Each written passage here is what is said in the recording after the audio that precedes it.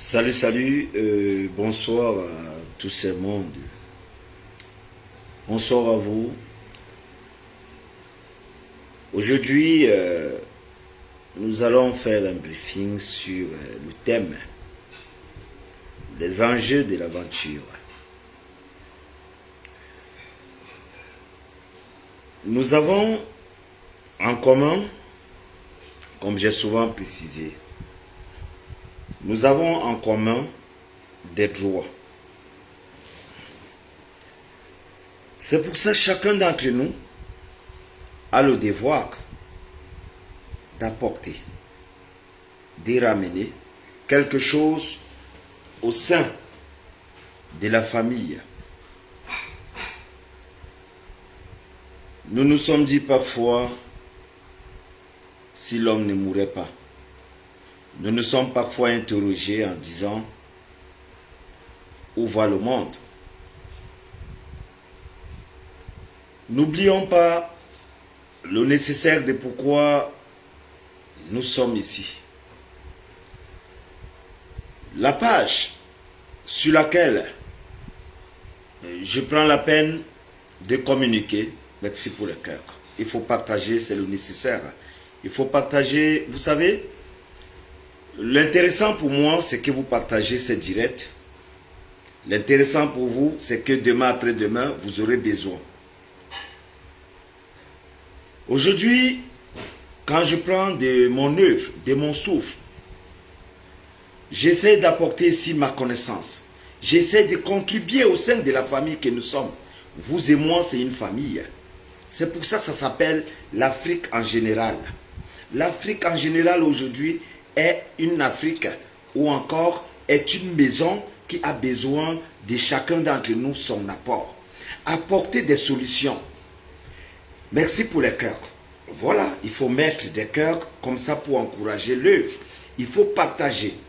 Le nécessaire, c'est de partager sur vos pages. Si c'est important, mais si ce n'est pas important, c'est là où il y a souci. Mais si c'est important, partagez parce que c'est nécessaire pour nous tous. Vous vous rendez compte, parfois, vous êtes sur des pages de certaines de nos frères, et je regarde, de nos sœurs, et je regarde. Mais je ne comprends même pas le son. En longueur de journée, j'entends on insulter des gens. Je comprends des choses qui n'ont pas de sens à notre vie. Mais je vois des gens partager, je me pose des questions. L'intérêt de le prendre et partager à mes enfants ou encore à ma famille, qu'est-ce que ça donne? Donc, mes frères, mes sœurs, il n'y a pas l'obligation à faire quelque chose. Tout ce que vous devez faire, c'est parce que vous êtes concerné. Chacun d'entre vous est concerné sur cette page. Et cette page, c'est une chance pour vous. Des Européens en ont mis aujourd'hui sur la plateforme, sur l'éternité, vous le connaissez. Les Européens payent aujourd'hui pour l'immigration. Et vous devez connaître vos droits. Et ces droits, vous ne les connaissez pas. Mais bien même, vous avez un frère, vous avez un voisin, vous avez une connaissance qui prend de son temps pour venir vous éduquer, pour venir vous démontrer, pour apporter ici son savoir. C'est déjà quelque chose sur la table. Auparavant, est-ce qu'on a eu des gens qui nous conseillaient sur l'immigration? Auparavant, quand vous voulez aller à l'aventure, vous connaissez comment ça se passe. Quelqu'un va vous prendre un bout de papier, il va vous dire, eh bien, vous êtes à quel niveau, vous quittez là, vous allez là, vous allez là, vous allez ici, vous tournez là, vous payez comme ça, vous faites comme ça, et c'est comme ça que ça s'est passé auparavant. Mais aujourd'hui, vous avez l'aventure avec tous ces contextes, avec tous les manœuvres. Pourquoi? Parce qu'il y a des gens qui s'asseyent à regarder de votre vie. Il y a des gens qui se soucient de vous.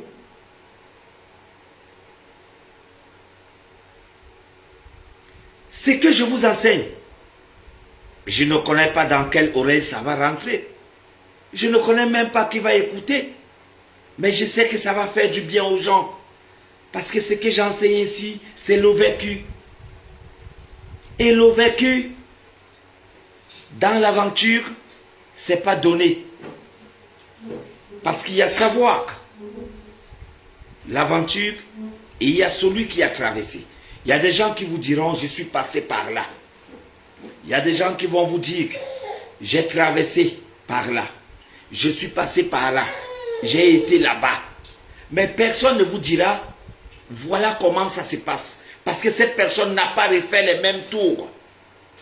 Mais nous, on a pris le temps d'étudier, de vivre, de manœuvrer, afin d'être aujourd'hui ce que nous sommes dans l'aventure.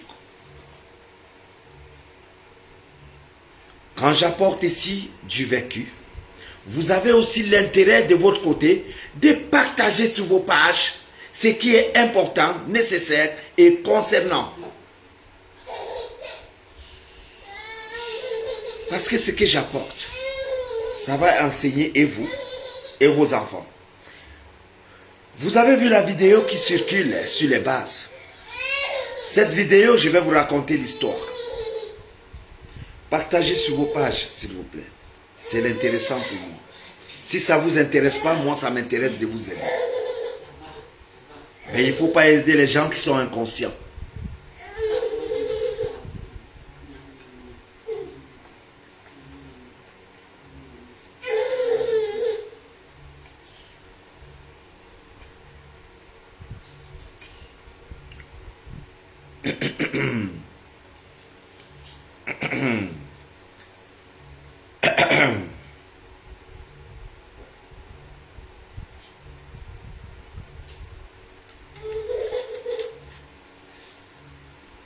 Bonsoir Loris.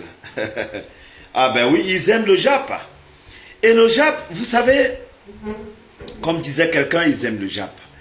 Le Jap, ça rentre dans le contexte des néants et la distraction.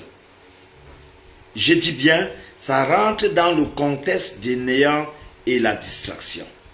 Ça ne vous servira à rien. Mais bien vrai, même ce Jap a une place sur la plateforme. Pourquoi? Parce que ce Jap rentre dans l'animation de la vie. Vous savez, tout ce que Dieu a créé est bon. Mais maintenant, vous devez cerner et vous devez savoir quelle est votre position. Des gens comme nous, il n'y en a pas beaucoup. Je vous ai pris un exemple. Depuis combien de temps nous avons fait l'aventure? On n'a pas vu des gens qui étaient conseillers migrants. Conseillers migrants, ça se prend, ça s'enseigne. Et après, on sort avec un diplôme. Mais maintenant, nous devons canaliser et orienter nos frères qui sont en manque et en besoin de prendre la route. Des gens prennent la route à la vague. Ils ne savent même pas où ils vont. Ils ne connaissent pas comment posséder. Ils n'ont même pas les moyens de savoir, merci pour les cœurs, partager le risque noir. Alors, ces gens qui prennent la route aujourd'hui, qui n'ont même pas les opportunités de savoir où ils vont, ils ne partent pas voler. Mais ils veulent savoir où se délocaliser, où affronter, comment marcher et comment se situer. Mais c'est notre devoir à nous. C'est notre devoir. Si aujourd'hui vous avez une page de conseillers migrants qui est une page officielle, qui a besoin d'aujourd'hui d'avoir ces éléments, qui a besoin d'avoir ses enfants, qui a besoin d'encadrer ses enfants, d'éduquer ses enfants et d'orienter ses enfants, vous ne croyez pas jusqu'à un point où, je me souviens, je vais vous dire quelque chose qui rentre dans l'histoire de notre commun. Quand je partais moi en aventure, j'avais 250 000 en francs CFA. Les 250 000 en francs CFA, on m'avait appelé avec celui qui était au Maroc, qui me disait, avant de prendre la route, il ne faut pas laisser l'argent sur ton compte, parce qu'on va te prendre cet argent. Merci pour les cœurs. Partagez également. Alors, j'ai pris 150 000 que j'ai laissé à ma maman. Je suis parti avec 100 000 francs dans ma poche. Mais vous n'allez pas l'ignorer et vous devez le croire. Le premier pays que j'avais affronté, quittant du Cameroun, c'était le Nigeria. Avant la frontière du Nigeria, on m'avait déjà pris les 100 000 francs qui étaient dans ma poche. Ça s'appelle le corsage. Ça veut dire que des gens que vous rencontrez en route, c'est des professionnels. C'est des professionnels de la route. C'est des gens qui ont la routine. C'est des gens qui savent que vous venez parce que vous voulez aller en Berg. Quand vous arrivez au Nigeria, ils vont vous interpeller. Ils vous posent deux questions. Vous allez où? Vous partez où? Vous allez leur répondre, par exemple, je vais chez mon frère qui est au Maroc. Parce que naturellement, les gens qui nous faisaient sortir quand nous étions dans nos pays de l'Afrique noire, c'était des gens qui étaient dans l'Afrique blanche. Ça pouvait être en Algérie, ça pouvait être au Maroc. C'est ces deux personnes qui faisaient sortir les gens de l'Afrique noire. Tout le monde le sait. Auparavant, on ne s'occupait pas beaucoup plus des gens qui sont en Europe. On s'occupait beaucoup plus des gens qui sont dans l'Afrique blanche. Ça veut dire le Maroc et l'Algérie. Le Maroc et l'Algérie sont des pays qui ont fait sortir beaucoup de personnes pour l'aventure. Et ce contexte, vous devez le savoir. C'est pour ça, auparavant, si vous avez connu des terres comme l'Algérie, l'Algérie était l'un des pays les plus basés, les plus situés, qui a encadré les Africains subsahariens. Nous devons nous dire des vérités. L'Algérie a beaucoup œuvré au terme de nos frères qui sont en Europe. L'Algérie a beaucoup œuvré. Mais aujourd'hui, il y a eu changement parce que l'immigration qui a été subventionnée aujourd'hui par les Européens est venue tout gâter. Auparavant, en 2004, 2005, 2006, 2007, 2008, jusqu'en 2010, l'Algérie faisait encore perdre la valeur de nos frères africains. Mais à partir de 2010, le changement a tellement bouleversé.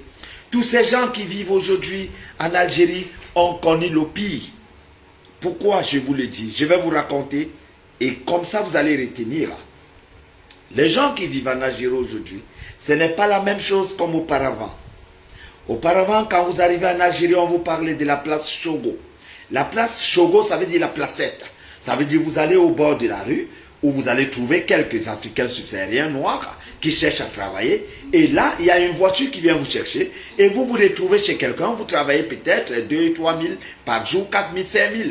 Auparavant, c'était comme ça, ou encore vous allez mettre la peinture, ou encore vous allez travailler sur les tuyauteries, ou encore vous allez travailler sur la maçonnerie. Les gens sortaient avec 10 000 francs, 10 000 dinars par jour, 4 000 dinars par jour, 3 000 dinars par jour. Mais aujourd'hui, tout a changé, tout a bouleversé. Pourquoi il y a changement? Parce qu'aujourd'hui, l'Union européenne qui paye le Niger, qui paye l'Algérie, qui paye le Maroc pour bloquer l'immigration.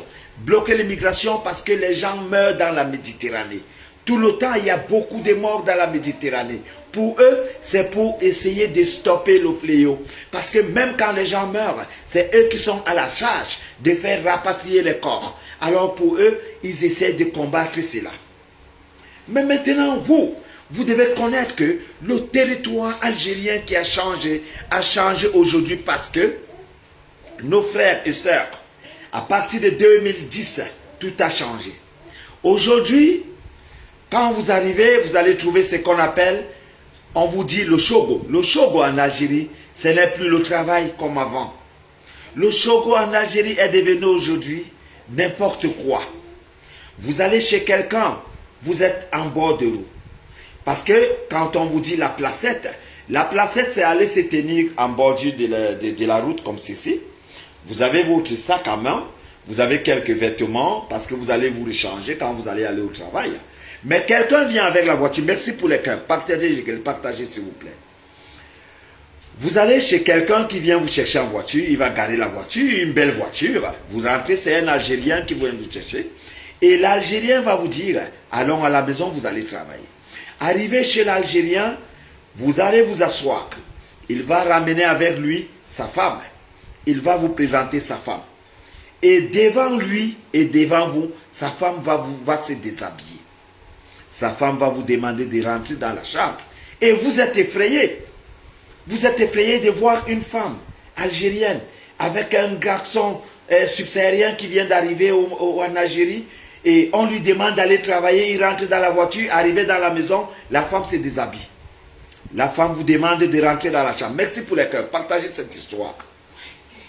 Maintenant, quand vous rentrez dans la chambre, le monsieur qui vous a cherché en route, c'est le mari de cette dame. Il va vous demander de coucher avec sa femme.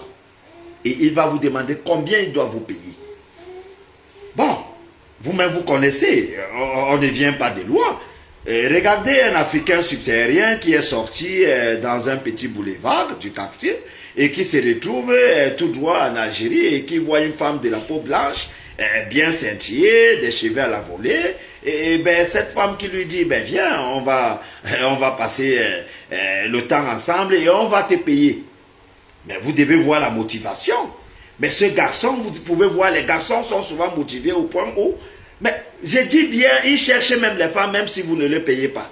Mais maintenant, vous proposez encore de payer et encore plus, c'est le mari qui demande à coucher sa femme et c'est lui qui vous paye. Mais vous devez voir la motivation. Vous allez trouver des garçons qui sont arrivés, ils sont quittés du Cameroun, ils se lancent là-bas et ils vous disent que vraiment, madame, allons-y rapidement. Et le mari est au salon, il attend. Et c'est comme ça que, quand ça commence dans la chambre, même le lit a des changements de place parce que le bruit qu'on entend d'un garçon qui est quitté, ça fait 1 an, qui n'a jamais vu une femme et qui se retrouve avec une femme blanche de peau et il est payé en plus parce qu'il doit coucher la femme. Mais c'est pas possible, mais ça devient un travail extravagant. Mais ça s'est fait signaler parce que le garçon, le travail qu'il va abattre là-bas, le mari même qui est au salon, je crois que la condition va rentrer. Et c'est donc comme ça que ça va se passer. Il va toucher la femme de quelqu'un, il va se mettre à l'aise et après, quand il va reprendre la route, le mari va lui payer peut-être 10 000 dinars. 10 000 dinars qui vous font peut-être 50 euros. Voilà quelqu'un qu'on paye 32 000 francs ayant déjà couché la femme blanche. Il rentre et il prend rendez-vous pour quelques 2 jours plus tard ou quelques 3 jours plus tard.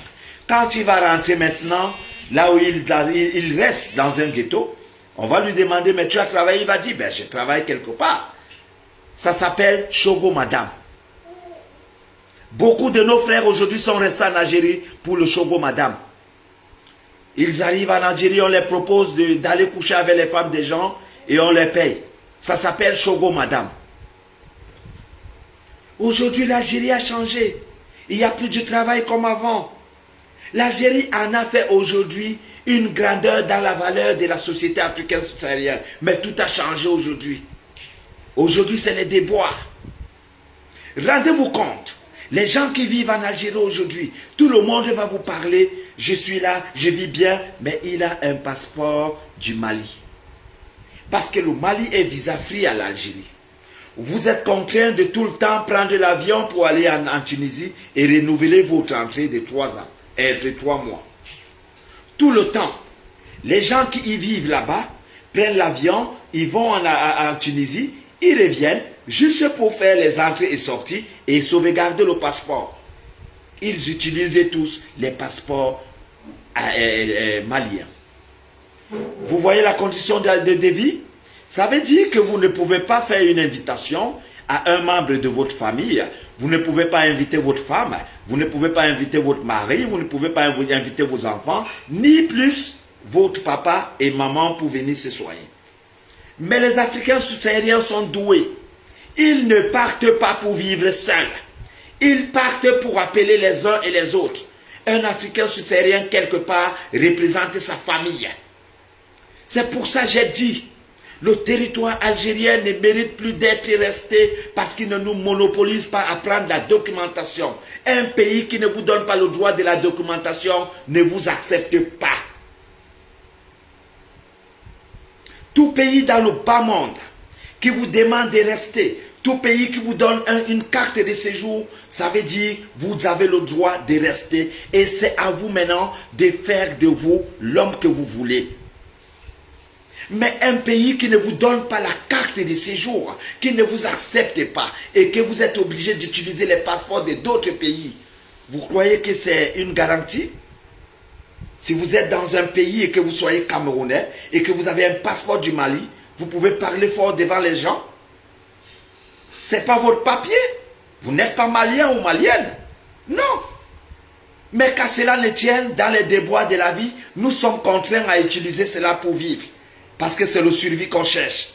Mais maintenant, dans le survie qu'on cherche, est-ce que ce document que vous utilisez peut faire l'invitation à quelqu'un ou votre maman pour venir se soigner là où vous êtes? Non. Vous devez réfléchir à longueur de temps. Merci pour les cœurs. Vous devez vous mettre à votre place. Votre place, vous êtes des Africains. Un Africain ne vit pas seul. Un Africain représente toujours sa famille.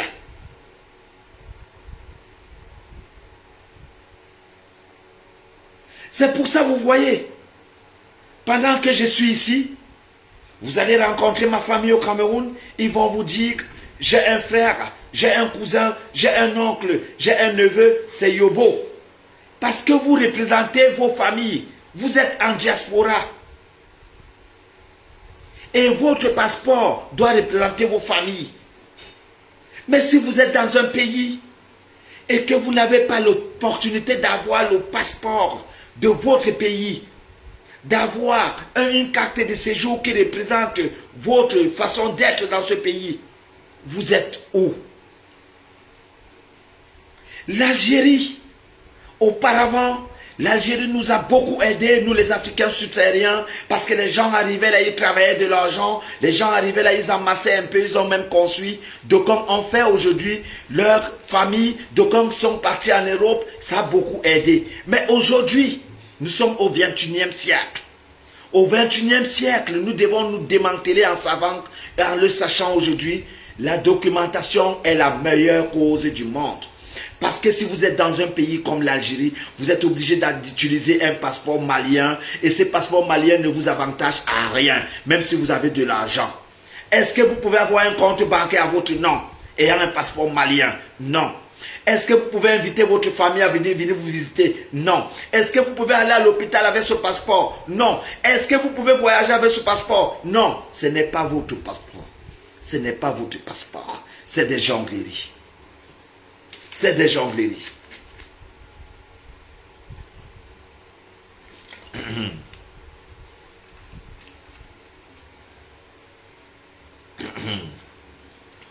Alors, il faut aujourd'hui qu'on se dise le nécessaire et qu'on se prenne sur les points. Vous savez, si nous sommes ensemble, c'est pour que demain après-demain, chacun apporte ce qu'il connaît dans notre société. Vous avez une page officielle qui est là, qui peut représenter vos déboires, qui peut passer le message à votre place. C'est déjà quelque chose. Je suis témoin vivant de mon aventure. Merci pour les cœurs, les frères. Je vois les cœurs. Je suis témoin vivant de l'aventure. J'ai exercé, j'ai pratiqué l'aventure, j'ai vécu l'aventure. Aujourd'hui, je suis un témoignage vivant de mon aventure. Je peux enseigner parce que grâce au diplôme de premier degré que j'ai eu à Rabat avec une formation de conseiller migrant, je peux dispenser les cours à mes frères et sœurs pour apporter quelque chose au sein de ma société. C'est pour ça que je viens ici à l'origine de vous dire, l'Algérie aujourd'hui n'est plus un contexte pour les Africains subsahariens. L'Algérie aujourd'hui ne contribue plus. L'Algérie a contribué de 2004 à 2010. Nos frères qui étaient en Algérie ont bénéficié, ils ont construit, ils ont envoyé les femmes en Europe, ils ont envoyé les enfants en Europe. Mais aujourd'hui, l'Algérie devient pour nous rien. D'ailleurs, seulement le refoulement de l'Algérie vous démontre qu'ils ne veulent plus nous voir. Ils nous rapatrient dans les camions des chameaux. Ce n'est pas le rapatriement. Le rapatriement s'est fait avec une méthode. Ça veut dire, vous avez le moyen de votre laisser passer et vous avez un avion qui vous attend. C'est ça le rapatriement. Mais par contre, eux, ils font ce qu'on appelle le refoulement. L'Algérie refoule. Un pays africain qui refoule les Africains. Ça ne rentre plus dans le contexte de vous faire avancer au 21e siècle. Auparavant, quand on arrivait là, on pouvait travailler de l'argent. Mais aujourd'hui, pour travailler de l'argent, ça devient les chogo madame. Chogo madame, vous arrivez, quelqu'un vous donne sa femme, il vous demande de coucher avec sa femme et il vous paye. Et vous allez voir, beaucoup des Africains subsahariens ont perdu la tête pour ça. Parce que quand ils arrivent là, ils ont 2 ans, 3 ans, ils n'ont pas vu une femme. Et ils voient une femme de la peau blanche et encore plus, ils sont payés. Ils vont abattre un travail là-bas qui n'a pas de sens. Jusqu'à ce que même la femme va commencer encore à payer des dommages au-dessus. Le monsieur va encore ajouter de l'argent. Parce que les garçons vont s'exercer, ils vont travailler avec les muscles. Ils ont trouvé une femme blanche. Alors, je demande ici à ces gens de le savoir encore une fois de plus. Vous êtes en Algérie, c'est vrai. Dieu a aidé que vous soyez déjà là parce que c'est un parcours. On ne peut négliger le parcours de qui que ce soit. Parce qu'arriver en Algérie, ce n'est pas facile. Mais aujourd'hui, je vous demande de savoir que ce n'est pas un pays pour vous. Parce qu'à partir du moment où vous êtes là, vous êtes contraint d'utiliser la documentation d'un autre pays. Et avec la documentation d'un autre pays, vous ne pouvez pas avoir votre compte bancaire. Et ce qu'on cherche dehors, c'est l'argent. Quand vous avez l'argent, vous ne marchez pas avec l'argent en main. Vous devez avoir un compte bancaire. Seulement pour ça, vous devez réfléchir. Vous êtes obligé de prendre des avions pour vous rendre en Tunisie. Parce qu'il faut faire les renouvellements tous les 3 mois. Et vous voyez que ça nous fait perdre de ce que nous voulons. Vous utilisez le document de quelqu'un et vous êtes obligé de voyager tout le temps et vous êtes contraint de sauvegarder la documentation d'un autre pays. Merci pour les cœurs. Et vous le savez, demain après-demain, ce document que vous utilisez ne peut pas aider votre maman à venir se soigner. Ne peut pas aider votre frère à venir vous rendre visite. Ne peut pas faire l'invitation à quelqu'un qui vient vous voir. Ne peut pas faire l'hébergement à un certificat. Ça veut dire que vous êtes nulle part. L'aventure nous a démontré qu'à force de forger, on devient forgeron.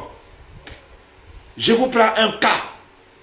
Aujourd'hui au Maroc, si les gens sollicitent le Maroc, ce n'est pas parce que le Maroc a beaucoup d'argent. Certes, le Maroc est le pays le plus mieux construit qui rivalise l'Europe, c'est vrai, parce que le Maroc a quelques villes du Maroc qui sont dans l'Espagne. Ça, nous devons le savoir et nous le savons. Le Maroc est collé à l'Europe, c'est le seul pays qu'on marche à pied pour rentrer en Espagne. Tout le monde le sait. Mais maintenant, le Maroc nous a donné ce que, vous savez, par sa grâce, la loyauté, le roi, le sage roi, Sa Majesté Mohamed VI. Parce que vous allez appeler des gens au Maroc, ils vont vous dire c'est difficile. Mais ils sont là depuis 10 ans, 7 ans, 8 ans. Ils vivent. Bien même qu'on vous dise que c'est difficile, mais on vit. Donc c'est pour vous dire que le Maroc quand même a ce qu'on appelle à bénéficier le doute de tous les Arabes du monde entier. Parce que le Maroc est le pays le seul accueillant. Tout le monde le sait, il n'y a aucune personne, même si les méchants qui va vous dire les Marocains sont méchants, aucune personne sur bas monde. Je défends ma cause, je suis noir africain, je ne peux donner les points à ces Marocains s'ils nous détruisent. Mais je vous dis la vérité, aucun pays du monde entier ne peut accueillir les gens comme ce pays. D'ailleurs, les gens qui sont au Maroc, est-ce qu'ils travaillent? Beaucoup de vos frères ne travaillent pas, mais ils payent des maisons. Mais ils ont des grands téléviseurs, ils ont des grands téléphones, ils envoient l'argent tout le temps dans leur pays. Est-ce qu'ils travaillent? Pourquoi? Parce que la générosité de ce pays fait en bénéficier l'Africain subsaharien. Et c'est ce que nous cherchons. Nous cherchons là où on nous permet de vivre. Même si on n'a pas de l'argent, mais un pays qui vous donne déjà de vivre. Parce que quand vous êtes accepté dans un pays, même si vous n'avez pas les papiers, vous pouvez faire quelque chose.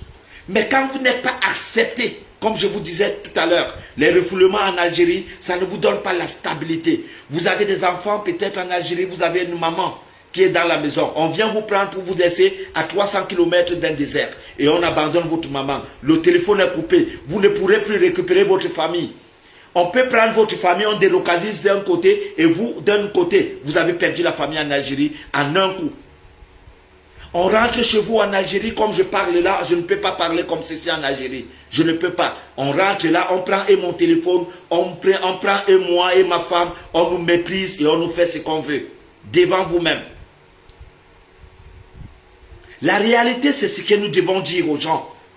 Parce que c'est la réalité qui fait en bénéficier l'élévation de l'Africain subsaharien. Si nous sommes ici, c'est pour apporter chacun ce que vous avez connu.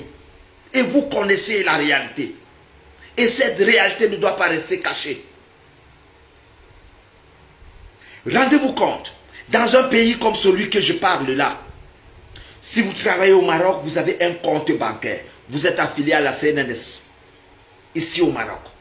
Vous avez votre compte bancaire, vous êtes affilié à la CNNS. Et si vous avez déjà compte bancaire, CNNS, et vous avez un résumé ou encore un moratoire de repos, de séjour, de votre travail, vous ne partez pas dans quel pays au monde, légalement. C'est les opportunités-là qu'on cherche. C'est ces opportunités qu'on cherche, nous les Africains subsahariens. Nous cherchons les espaces. Nous cherchons à rester. Nous ne voulons pas le dérangement parce que nous ne dérangeons personne chez nous. Les Africains subsahariens ne dérangent personne. Quand ils sont dans les pays des autres, ils veulent être tranquilles. Alors ce pays, qui est le Maroc, accepte encore une fois de plus que nous soyons là et que nous vivons calmement. C'est pour ça que je vous ai dit, appelez vos frères et sœurs qui vivent ici. Ils ne vont jamais vous dire que ces gens sont méchants. Les gens qui vous diront que le Marocain est méchant, c'est des gens qui vivent à travers les métropoles, attention, à travers les barrages, ça veut dire dans les frontières. Parce que quand vous êtes dans les frontières, vous ne connaissez pas la vie. Vous êtes comme quelqu'un qui est arrivé dans un pays et qui vit dans un village. Et là, vous avez affronté la police parce que la police doit sauvegarder les intérêts entre leurs frontières et la frontière des autres. Aucune personne ne doit résider les frontières. Merci pour les cœurs. Dans ce bas monde, aucune personne ne peut aller dans le pays des uns et les autres, même ceux qui sont en France, ceux qui sont à Berlin, ceux qui sont aux États-Unis. Personne ne vit dans la frontière d'un pays. Vous vivez dans les métropoles. Mais alors, ici encore au Maroc, on vous permet de vivre dans les frontières. Et pendant que vous êtes dans cette frontière, vous voyez l'Espagne à côté. Alors, je crois que ce pays accepte quand même que nous soyons là et que nous bénéficions encore l'état de ce pays. Nous ne pouvons insulter ce pays. J'ai l'opportunité, encore une fois de plus, d'attirer l'attention à tous ces gens. Vous avez besoin de voyager. Vous avez besoin de faire votre aventure. Vous avez besoin de continuer. Mais sachez une chose. Depuis lors des temps, de nos parents, de nos mamans, de nos papas, de nos oncles, de nos cousins, les gens sont passés par le Maroc. Il est vrai, il y a quelque temps, les gens passaient en Libye parce que le père Kadhafi, qui était décédé, il y a eu des saisons où les gens sont passés par la Libye. Mais la Libye n'a jamais été un territoire de passage pour les Africains. Le territoire de passage pour les Africains subsahariens a toujours été le Maroc. Même sur la carte géographique. Seul le Maroc est collé à l'Europe où on marche à pied pour rentrer. La preuve en est, quand vous sautez la barrière de Gorogo, vous êtes à Melilla, en Espagne. La preuve en est, quand vous êtes à Ceuta, vous traversez à pied. La preuve en est, par les frontières de Melilla, vous traversez par voiture. Par Nador, vous traversez à pied. Et c'est pour ça les résidents du Maroc Nador, vous avez le droit de faire 24 heures en Espagne. Quand vous êtes quelque part, vous devez chercher à connaître quels sont vos avantages. Vous les Africains subsahariens, vous devez chercher à connaître quels sont vos désavantages. Parce que c'est avec les avantages qu'on vit. Je vous prends un exemple. Chez nous, dans nos pays, moi j'ai été gardien de nuit à Wakanote, qui était en ce moment Wakanote, mais qui est aujourd'hui Group Force Security. Et avant, j'étais d'abord à Security Dakar. Vous travaillez dans une société de sécurité où on vous paye en tant que commando ou en tant qu'intervention, on vous paye 65 000. Et dans ces 65 000, vous avez les aérés. 65 000, c'est 100 €. Mais quand vous êtes déjà au Maroc et que vous êtes gardien, le gardien touche 5 500. Et vous êtes affilié à la banque, vous êtes affilié à CNNS. Vous touchez 550 €. Déjà. Regardez la différence. Les gens qui lavent les assiettes qui sont plongeurs au Maroc. Le SMIC du Maroc, c'est 2500 dirhams qui font 250 €. Le SMIC, c'est 250 €. Le SMIC chez vous, c'est 36 000.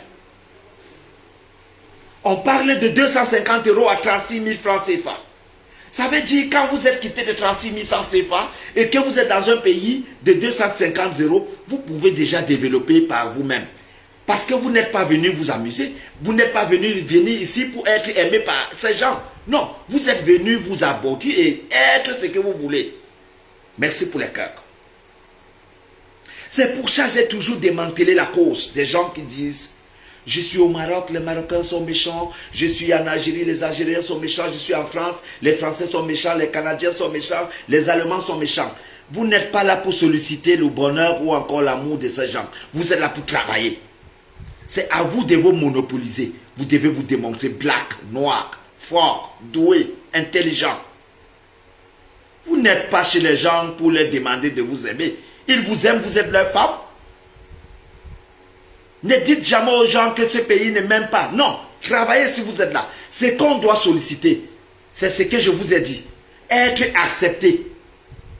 Si je suis déjà accepté au Maroc comme je suis, eh bien, c'est à moi de faire ce que je peux faire. Le reste, ce n'est pas le problème des Marocains. J'ai raison, oui ou non? Vous croyez que je vais être Camerounais? Je vais être Camerounais et être au Maroc et solliciter que les Marocains m'aiment? Non. Je vais essayer de faire ce que je peux pour démontrer que impossible n'est pas Camerounais. Merci pour les cœurs.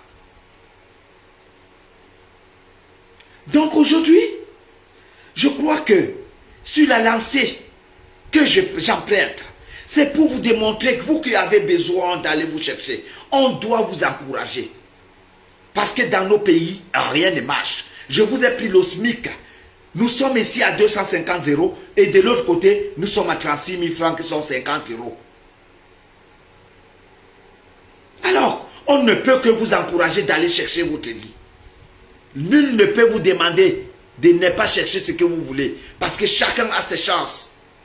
Il n'y a personne qui vous dépasse. Chacun a ses chances ici dehors.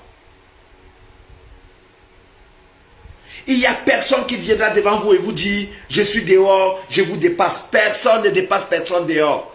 Le dehors appartient à toute personne et le dehors est vague. Chacun retrouve son compte. Soyez seulement intelligent.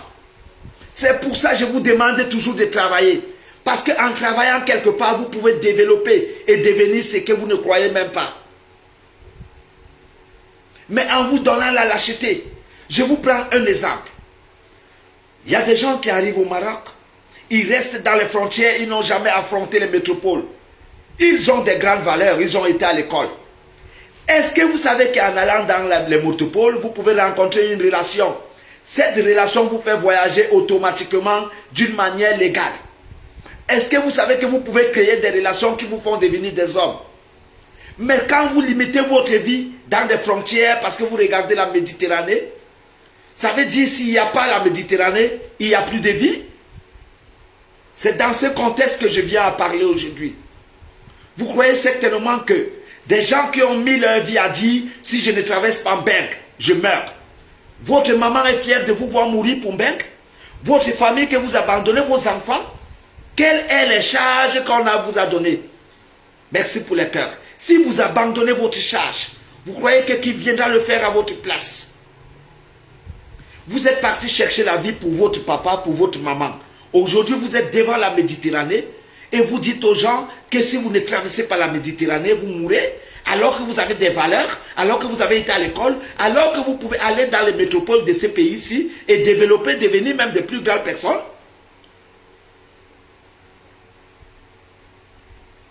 Il y a des gens au Maroc qui sont dans les frontières ici, qui sont là dans la Méditerranée en train de calculer comment ils vont rentrer dans quelques jours. Et dès que ça ne passe pas, ils sont là depuis 10 ans.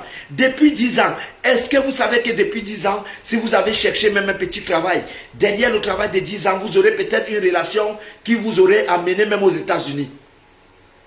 Est-ce que vous savez que derrière cette relation que vous aurez trouvée ici, vous aurez peut-être les enfants et une femme?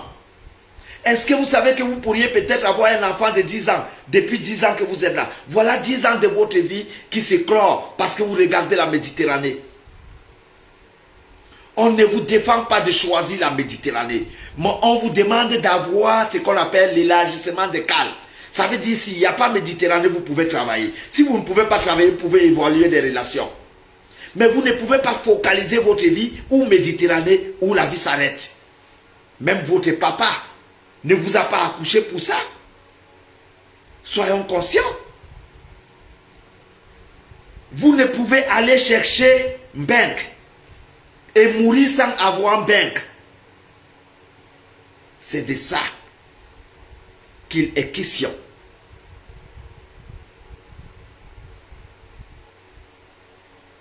J'avais improvisé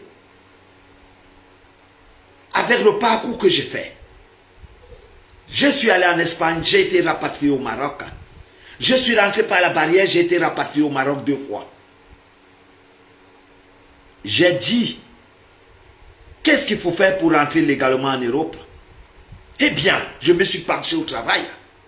Même quand je devenais le chef de sécurité de l'ambassade du Cameroun au Maroc, ce n'était pas la volonté du travail. Derrière cette opportunité, j'ai commencé à bosser au Maroc pour être ce que je suis. Et aujourd'hui, j'ai eu le nom au Maroc. Et derrière le nom, j'ai valorisé ce que je peux. Aujourd'hui, je travaille au Maroc. Aujourd'hui, je peux aller partout au monde. Ce n'est plus seulement l'Espagne.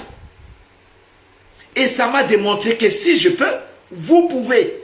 Parce que vous êtes plus doué que moi, plus intelligent, plus fort. Vous êtes des Africains. Un Africain ne se limite pas. Un Africain est là pour chercher la valeur de sa vie. Tout Africain a l'esprit de créativité. Ne vous laissez jamais abattre. Ne vous laissez jamais insulter. Donnez-vous la valeur. Dites-vous toujours, pourquoi lui? Pourquoi l'autre? Et foncez. Vous êtes dans un pays, vous allez crier, c'est difficile. Qu'est-ce qui est difficile? Rien n'est facile dans la vie. Même chez nous, quand on quittait chez nous, est-ce que c'était facile? Est-ce que c'était facile chez nous? Quand vous êtes quitté à la maison qui n'avait même plus la dalle, la maison qui n'avait plus de toiture, souvenez-vous, la maison aux abords, les gens étant à l'extérieur qui voyaient l'intérieur de la maison. Cette maison que votre vieux papa avait conçue, avec des matériaux suivants. Cette maison qui n'avait même pas l'abri. Mais vous avez dit, avec ce que papa n'a pas eu la chance de faire, moi je vais faire quelque chose. Vous avez pris la route. Vous êtes parti en aventure. Et arrivé devant la Méditerranée, vous avez dit, si je ne traverse pas, je meurs. Est-ce que votre papa avait besoin de cela? Votre papa avait besoin d'avoir un enfant qui se sacrifie? Votre papa avait besoin de quelqu'un qui va chercher la vie.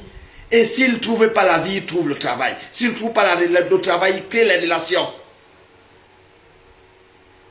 Ne vous saisissez pas. Ne vous lassez pas les bras. Vous êtes doué, vous êtes noble, vous êtes intelligent, vous êtes sage. Vous êtes des braves garçons. L'Afrique subsaharienne a besoin de vous pour vous relever.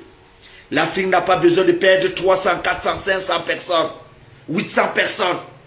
Vous avez vu la vidéo que j'ai planifiée et envoyée. Dans la vidéo, les gens disent, quand vous allez recevoir la vidéo, peut-être nous ne serons plus en vie. Comment se sacrifier jusqu'à ce niveau?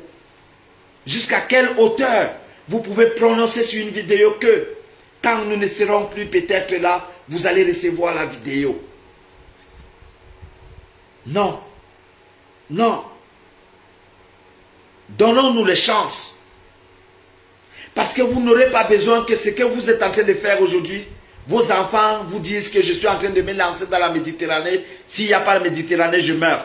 Est-ce que vous serez content de vos enfants qui vont vous le dire? Vous connaissez combien de familles ont perdu les gens sur ces bas mondes à cause de la Méditerranée? Et vous croyez que ces familles seront heureuses un jour de ne plus jamais voir quelqu'un qui était parti, n'ait jamais enterré son corps? Toute personne aimerait enterrer le corps de sa famille en disant, voici la tombe de mon fils, voilà la tombe de mon papa, voilà la tombe de tel. C'est pour ça qu'on construit cette famille en disant, voilà nos tombes. Mais si vous ne pouvez pas enterrer vos personnes et que vos personnes partent comme ça, vous croyez que c'est une solution? Je crois que je ne mettrai pas beaucoup long sur cette vidéo parce que je vous ai dit, on est là pour apporter chacun des solutions et tout le temps je suis à la recherche des solutions et que Dieu bénisse, que mon intelligence continue et que Dieu me bénisse encore une fois de plus pour que je sois là pour vous. Et vous aussi, votre contribution de mon côté, c'est de partager pour aider les uns et les autres. Que Dieu nous bénisse.